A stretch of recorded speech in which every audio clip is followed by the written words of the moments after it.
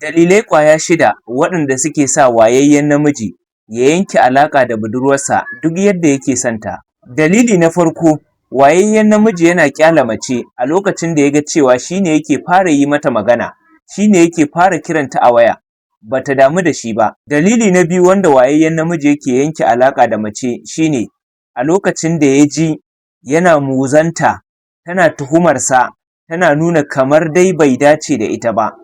to lokaci ɗaya zai yanke alaƙar da ita. Dalili na uku wanda wayayyen namiji yake yanke alaƙa da budurwarsa shi ne inda ta nufa daban, inda ya nufa daban, ma'ana yanayin fahimtar da ya yi wa rayuwa ta sha bamban da yanayin fahimtar da ta yi wa rayuwa, sai ya kasance a haka suna samun rashin fahimta,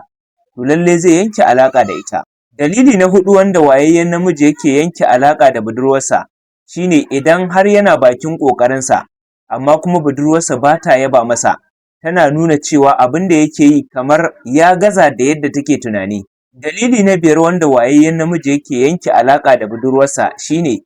duk wayayyen namiji idan ya fahimci cewa budurwarsa ta mayar da soyayyarsu tamkar abota, babu wani girmamawa, ba komai, ko da suna tare koyaushe, to lallai zai yanke wannan alaƙar da ita. Dalili na 6 wanda wayayyen namiji yake yanke alaƙa da mace shi ne idan yana tsoron ɗaukar nauyi ya ɗora wa kansa, ma'ana nauyin ita budurwar, da zaran ya aure ta ai ta zama nauyi,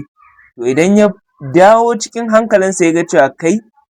ban fa shirya ba, to daga nan zai iya yanke alaƙa da mace in dai shi wayayye ne,